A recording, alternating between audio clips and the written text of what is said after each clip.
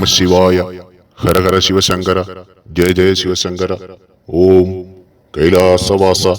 ഓം മമ ഗുരു. ഓം മഹാദേവ നമസ്തുതേ. മഹാദേവനിലും സ്വയംഭൂസ്ഥാനിലും മഹാദേവ പ്രചാരക സംഘത്തിൽ കൂടി വിശ്വാസം അർപ്പിച്ചിരിക്കുന്ന സജ്ജനങ്ങളെ, എല്ലാവർക്കും മഹാദേവന്റെ അനുഗ്രഹവും കൃപയും ഉണ്ടാകുന്നതിലേക്കായി പ്രാർത്ഥിക്കുന്നു. ഇവിടത്തെ പ്രഭാഷണങ്ങൾ തുടർന്ന് കേൾക്കുമ്പോഴും എല്ലാവർക്കും സംശയം മാറിയിട്ടില്ല. ദൈവങ്ങളുടെ ചിത്രം വീട്ടിൽ വെച്ച് ആരാധിക്കാമോ? ഭഗവാന്റെ ശിവലിംഗം ഭവനത്തിൽ വെച്ച് ആരാധിക്കാമോ? പിന്നെയും സംശയങ്ങൾ വന്നുകൊണ്ടിരിക്കുകയാണ്. നിങ്ങളുടെ മനസ്സിൽ ഉള്ള എല്ലാ സംശയങ്ങൾക്കും ഇതുവരെയുള്ള പ്രഭാഷണങ്ങളിൽ കൂടി ഗുരു മറുപടി നൽകിയിട്ടുണ്ട്. മടികൂടാതെ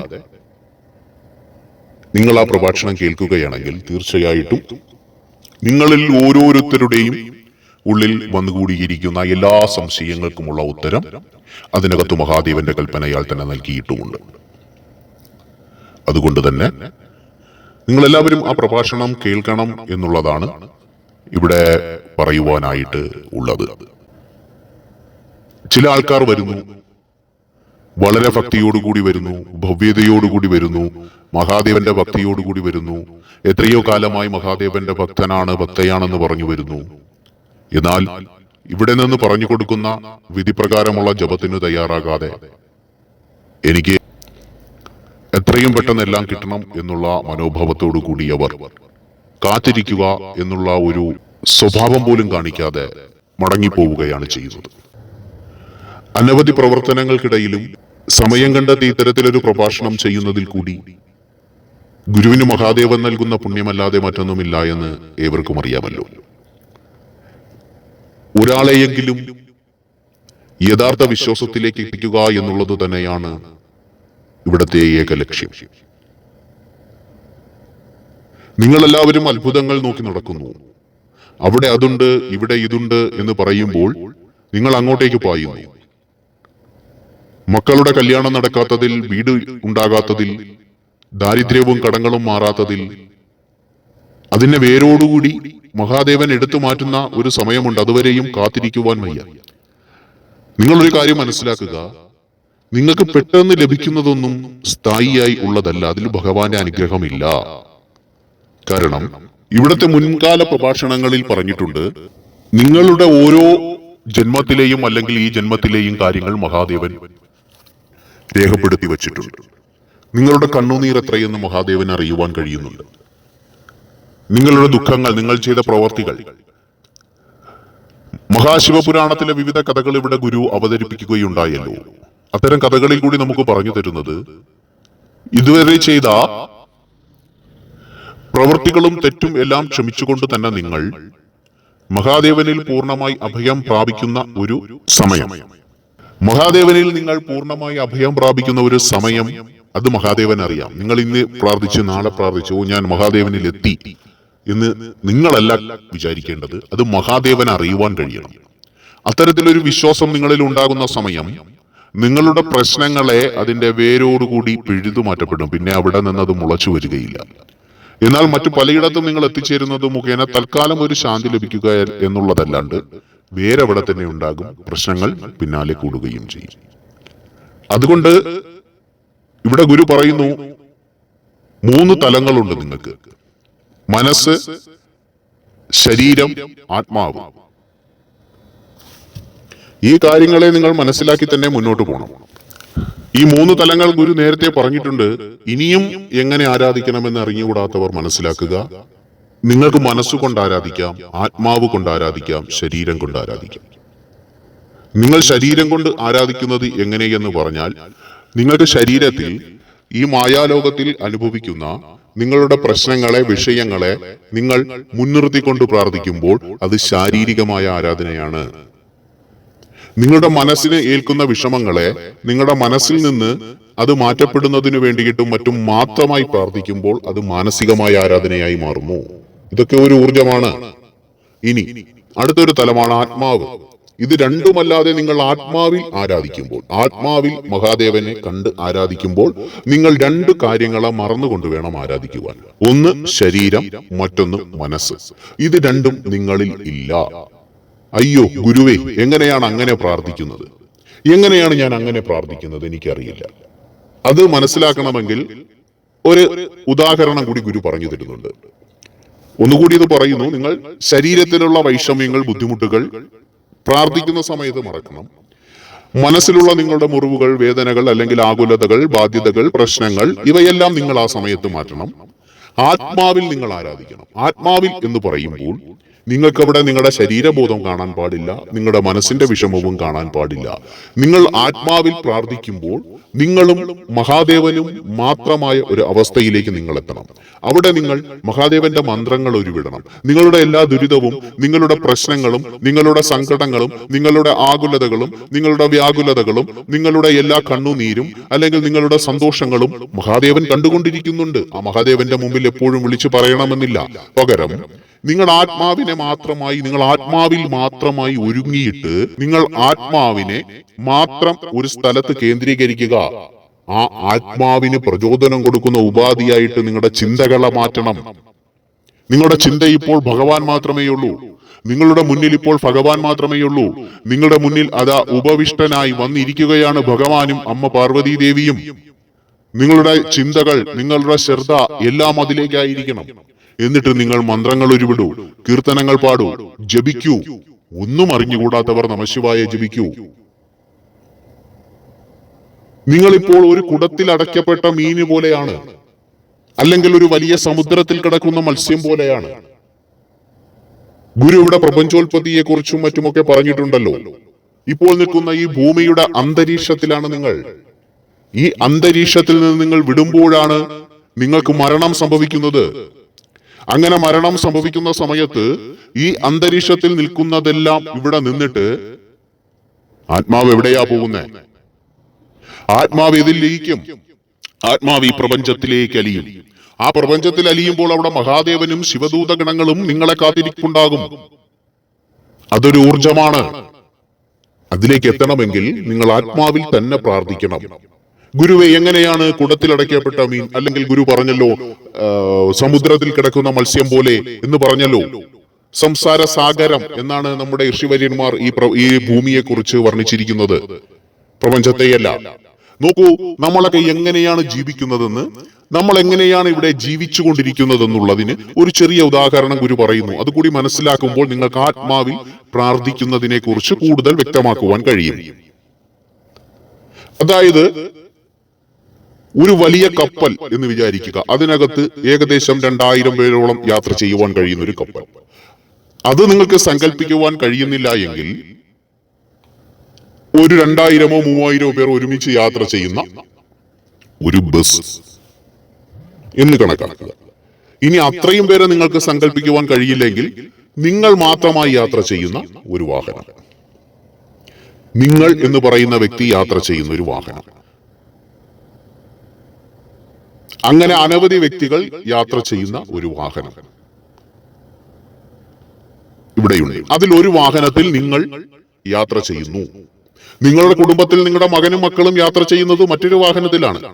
പക്ഷേ നിങ്ങളോടൊപ്പം തൊട്ടടുത്ത് തന്നെ ആ വാഹനവും യാത്ര ചെയ്തുകൊണ്ടിരിക്കുന്നു എന്നുകൂടി സങ്കല്പിക്കുക.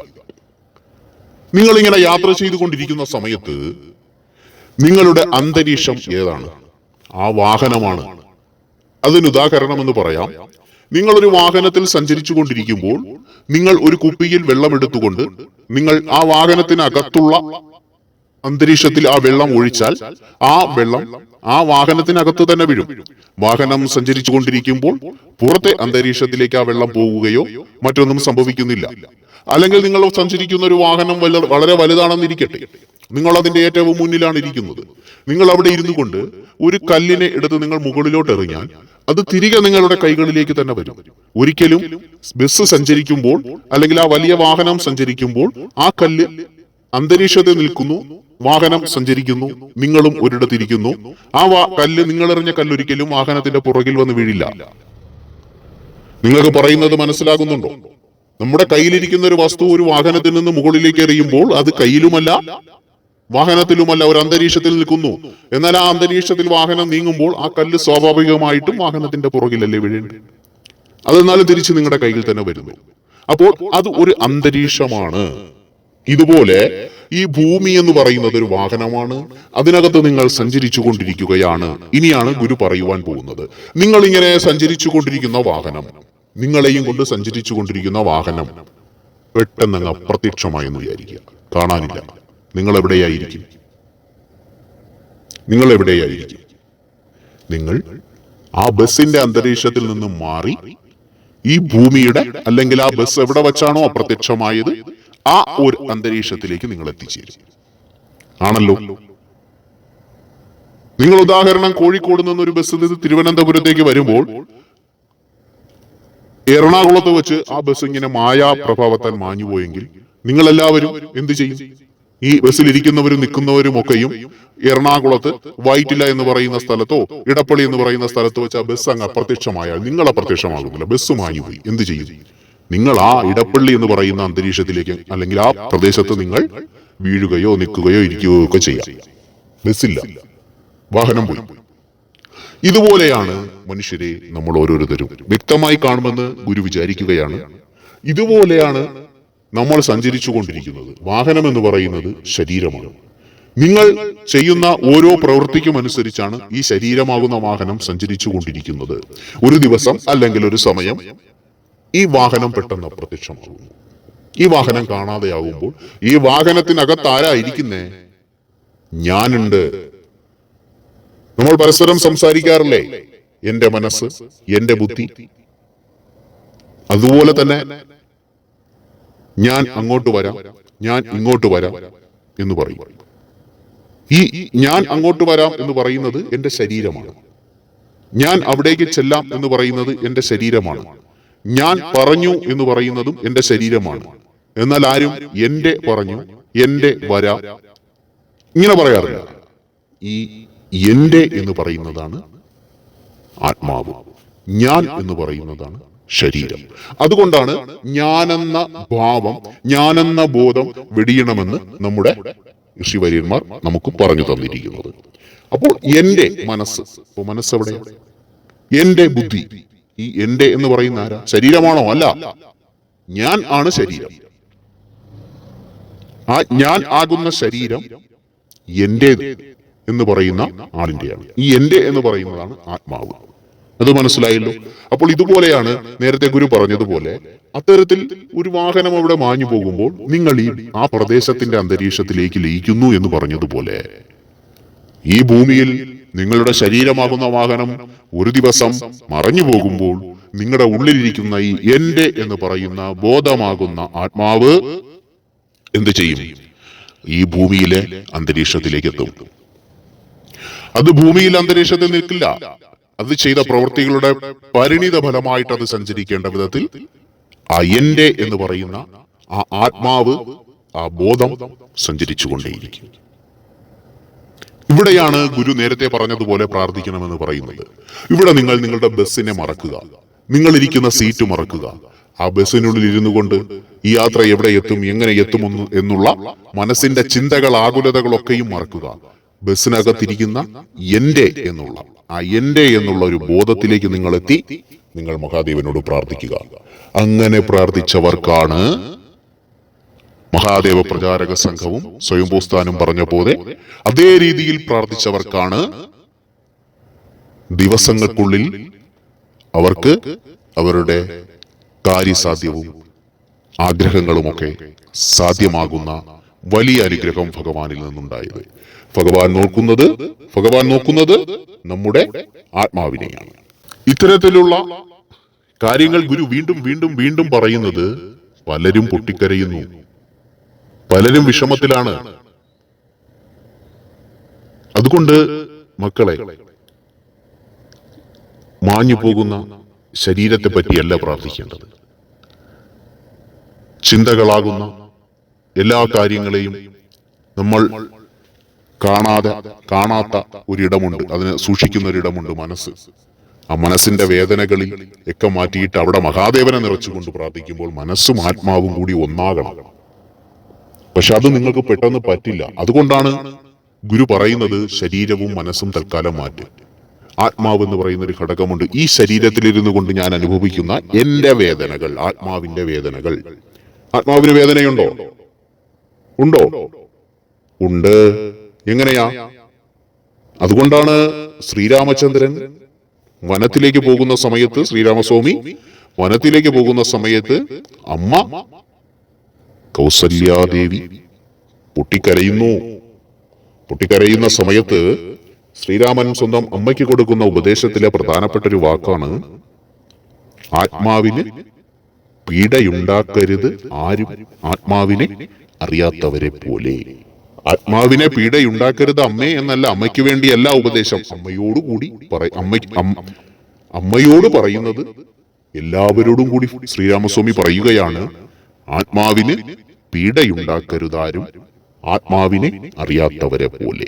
ആത്മാവിന് പീഡയുണ്ടാകും. എന്തുകൊണ്ട് ആത്മാവിന് പീഡയുണ്ടാകുന്നത്? ഈ മനസ്സും ശരീരവും കൂടി ആത്മാവിനെ പീഡിപ്പിക്കുന്നു. അപ്പോൾ ആത്മാവിന് പീഡയുണ്ടാക്കരുത്. ആത്മാവിനെ അറിഞ്ഞൊരു വ്യക്തി എന്താ ചെയ്യേണ്ടത്? ആത്മാവിന് പീഡയുണ്ടാക്കരുത്. ആത്മാവിന് പീഡയുണ്ടാക്കാതിരിക്കണമെങ്കിൽ എന്ത് ചെയ്യണം? മനസ്സും ശരീരവുമാണ് ഇതിന് പീഡയുണ്ടാക്കുന്നത്. അതുകൊണ്ട് അമ്മേ, ഈ ശ്രീരാമസ്വാമിയായി നിൽക്കുന്ന എന്റെ ശരീരം എന്ന ബോധം അമ്മ മനസ്സിൽ നിന്ന് കളയൂ. കൗസല്യാദേവിയായി നിൽക്കുന്ന അമ്മയുടെ ശരീരം എന്ന ബോധം അമ്മ മനസ്സിൽ നിന്ന് കളയൂ. മനസ്സിൽ നിന്ന് കളഞ്ഞിട്ട് അമ്മയുടെ മനസ്സിന്റെ ആകുലതകളും അതിൽ നിന്ന് കളയൂ. എന്നിട്ട് അമ്മ ആത്മീയമായി ചിന്തിക്കൂ. ആത്മീയമായി ചിന്തിക്കുമ്പോൾ ഞാൻ എന്തിനാണ് വന്നതെന്നും അമ്മ എന്തിനാണ് എനിക്ക് ജന്മം തന്നതെന്നും നമുക്ക് എന്താണ് ഇവിടെ ചെയ്യുവാനുള്ളതെന്നും ആത്മാവിൽ അമ്മയ്ക്ക് അറിയുവാൻ കഴിയും. അവിടെ മഹാദേവന്റെ അനുഗ്രഹവും ഉണ്ടാകുമെന്ന് ശ്രീരാമസ്വാമി പറയുന്നുണ്ട്. അപ്പോൾ അതുപോലെ മക്കളെ, നിങ്ങൾ ഈ വിഷയങ്ങളും പ്രശ്നങ്ങളും ഒക്കെയും നിങ്ങളുടെ മനസ്സിലിട്ട് വ്യാകുലപ്പെട്ട് ആകുലപ്പെട്ട് നൊമ്പരപ്പെട്ടിരിക്കുമ്പോൾ ഗുരു നേരത്തെ പറഞ്ഞതുപോലെ അത്തരത്തിലുള്ളൊരു ഊർജം അവിടെ പ്രദാനം ചെയ്യുന്നു എന്നുള്ളതല്ലാതെ അവിടെ വേറെ ഒന്നും സംഭവിക്കുകയില്ല. പകരം നിങ്ങൾ അതൊക്കെ എടുത്ത് മാറ്റിവെച്ചിട്ട് ഭഗവാനിൽ ആനന്ദം കണ്ടെത്തുമ്പോൾ എന്ത് ചെയ്യും? നിങ്ങൾ ഭഗവാനിൽ ആനന്ദം അങ്ങോട്ട് കൊടുക്കുന്നു. അങ്ങനെ ആത്മാവിലെ ആനന്ദം നിങ്ങൾ ഭഗവാന് കൊടുക്കുമ്പോൾ അതിന്റെ 10 ഇരട്ടിയായിട്ട് ആത്മാവിലെ ആനന്ദം ഭഗവാൻ തിരികെ നിങ്ങൾക്ക് തരും. അത് സുനിശ്ചിതമാണ്. അതിനകത്ത് ഒരു മാറ്റവുമില്ല. അതിന് ഒരാൾക്കും അതിനെ തടസ്സപ്പെടുത്തുവാൻ കഴിയില്ല. ഇപ്പോഴും പലർക്കും ഭഗവാനെ അറിഞ്ഞിട്ടും പലർക്കും അന്ധവിശ്വാസം, കൂടപത്രം, ആവിചാരം, അവരത് ചെയ്തു, അവരിത് ചെയ്തു, അവരെനിക്ക് മറ്റേത് കൊണ്ടു തന്നു, അവരെനിക്ക് ഇന്നേത് കൊണ്ടു തന്നു, ഞാനത് കഴിച്ചു ഗുരുവേ, ഇങ്ങനെയൊക്കെ പറഞ്ഞുകൊണ്ടിരിക്കുകയാണ്. അതുകൊണ്ട് അതിലൊന്നും ഒരു വിശ്വാസവുമില്ല. അതിലൊന്നും നിങ്ങൾ മനസ്സ് കൊടുക്കരുത്. നിങ്ങളുടെ മനസ്സ് എന്താണോ അതിനനുസരിച്ചൊരു ഹോർമോൺ നിങ്ങളുടെ ശരീരത്തിൽ ഉത്പാദിപ്പിക്കും. അങ്ങനെ ഉത്പാദിപ്പിക്കുന്ന സമയത്ത് എന്തു ചെയ്യും? അത് നിങ്ങളുടെ ശരീരത്തിൽ വെളിപ്പെടും. അത് നിങ്ങളുടെ ശരീരത്തിൽ വെളിപ്പെടുമ്പോൾ എന്ത് ചെയ്യും? അത് നിങ്ങളുടെ ആത്മാവിനെയും ബാധിക്കും. നമ്മുടെ ഓരോ ചിന്തകൾക്കനുസരിച്ച് ശരീരം ഓരോ ഹോർമോണുകളെ ഉത്പാദിപ്പിക്കുന്നുണ്ട്.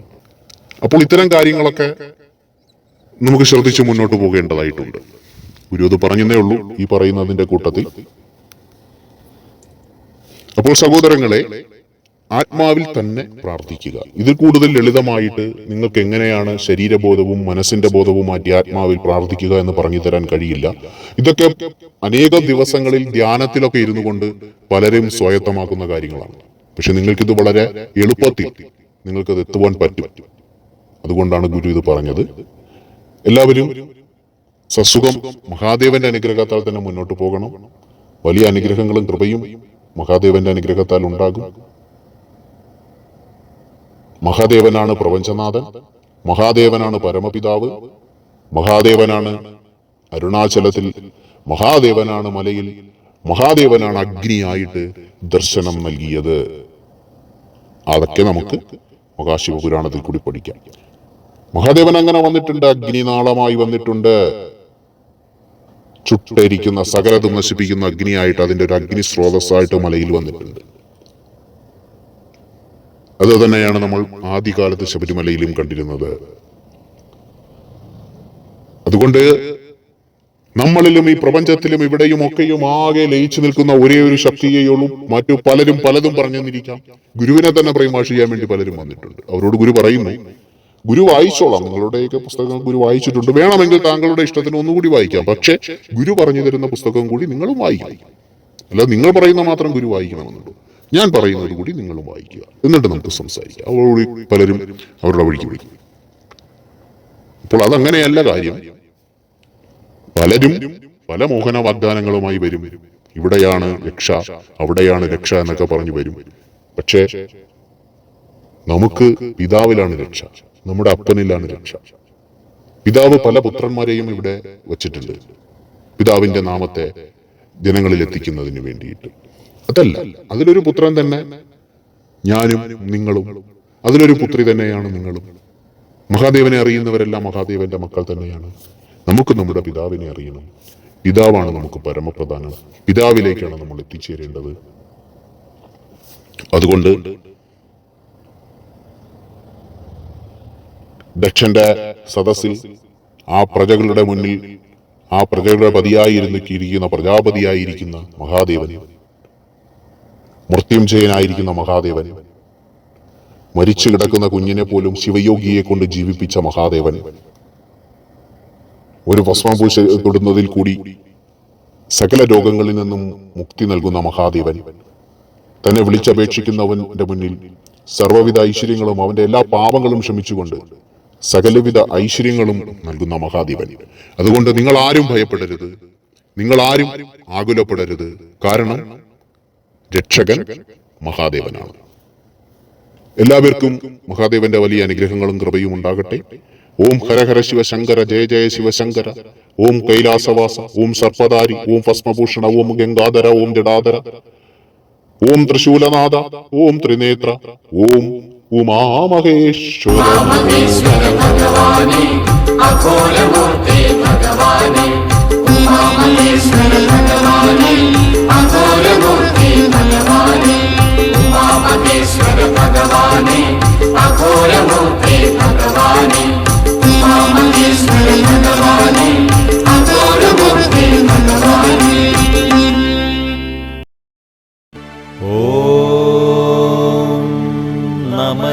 ശിവായ ഓം നമഃ ശിവായ നമഃ ശിവായ ഓം നമഃ ശിവായ ഓം